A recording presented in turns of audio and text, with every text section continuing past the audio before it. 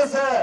আমাদের রক্তের বিনিময়ে, আমাদের ভাইদের জীবনের বিনিময়ে, আমাদের ভাইদের অঙ্গ প্রত্যঙ্গের বিনিময়ে আপনারা কারামুক্ত হয়ে আজকে নির্বাচন করতে পারতেছে।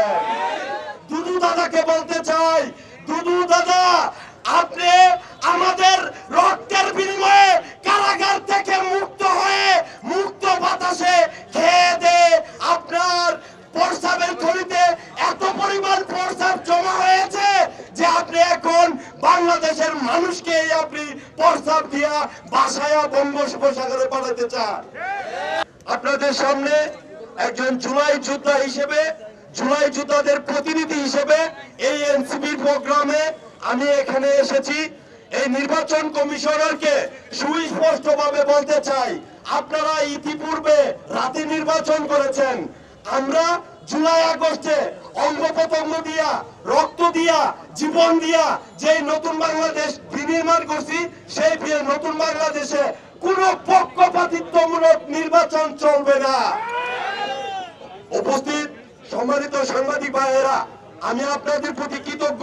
আপনারা এই প্রহর রোদের মধ্যে দাঁড়ায়া আমাদের সংবাদ সংগ্রহ করে সেইগুলো দেশ বিদেশের মানুষকে দেখার সুযোগ করে দিয়েছেন। আমি আজকে এই প্রোগ্রাম থেকে বিশেষ একটি রাজনৈতিক দলের বড় একজন নেতাকে, আমার দাদার বয়সী দুদু দাদাকে বলতে চাই, দুদু দাদা, আপনি আমাদের রক্তের বিনিময়ে কারাগার থেকে মুক্ত হয়ে মুক্ত বাতাসে খেয়ে দে আপনার প্রস্রাবের থলিতে এত পরিমাণ প্রস্রাব জমা হয়েছে যে আপনি এখন বাংলাদেশের মানুষকে আপনি প্রস্রাব দিয়া বাসায়া বঙ্গোপসাগরে পাঠাতে চান। আপনার এই বক্তব্য থেকে বাংলাদেশের মানুষের মনে এখন ভূমি ভূমি ভাব চলে আসছে।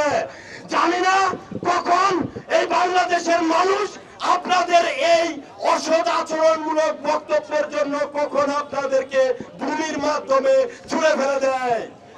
আমি দুদু দাদাকে বলবো, আপনি দাদার বয়সী, আপনি একটু চিন্তা করে দেখেন আমরা কারা। আমরা হচ্ছি তারা যাদেরকে একজনকে গুলি দিলে শুধুমাত্র আমরা একজনকে মেডিকেলে পাঠাইছি, বাকি সবাই আমরা সামনের দিকে অগ্রসর হয়েছি। আমাদের রক্তের বিনিময়ে আজকে আপনাদের নেত্রী উন্নত চিকিৎসা করার জন্য বিদেশ যাইতে পারতেছে।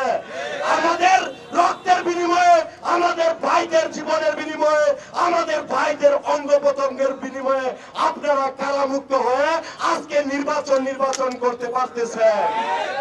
আমি দুদু দাদাকে বলতে চাই, দাদা আপনার বয়স হয়েছে, আপনার বয়স হয়েছে, আপনি রাজনীতি থেকে যত দ্রুত সম্ভব অবসর গ্রহণ করবেন তত বাংলাদেশের মানুষের জন্য মঙ্গল হবে। সম্মানিত সাংবাদিক ভাইরা, আপনারা ইতিমধ্যে দেখেছেন আজকে আমাদের জুলাই যোদ্ধাদেরকে বলা হয়, জুলাই আগস্টের আন্দোলনকারীদেরকে বলা হয় আমরা কারা। আমরা হচ্ছি তারা, আমরা হচ্ছি তারা যারা বুলেটের সামনে দাঁড়ায় জীবন দিয়ে রক্ত দিয়া বাংলাদেশের মানুষকে খুনি হাসিনার জিম্মিদশা থেকে মুক্ত করেছি।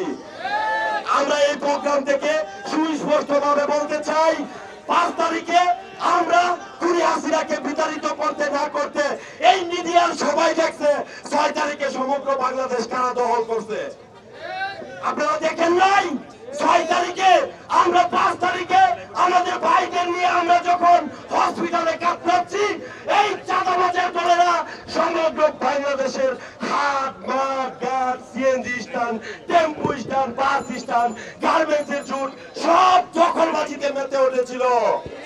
আমি আপনাদেরকে সুস্পষ্ট ভাষায় এই এনসিপির প্রোগ্রাম থেকে বলতে চাই, আপনারা অতি সত্র শুধরান, অন্যথায় বাংলাদেশের মানুষের ডাক্তারি ভাষায় বলে নৌসিয়া ভূমি ভাব, আপনাদের কার্যক্রম দেখে বাংলাদেশের মানুষের ভূমি ভাব চলে আসছে। ভবিষ্যতে যদি এই খুনি হাসিনার মতো ভূমি করে দেয়, আপনারা কিন্তু সেই ভূমিতে ডুবা করে মরে যাবেন।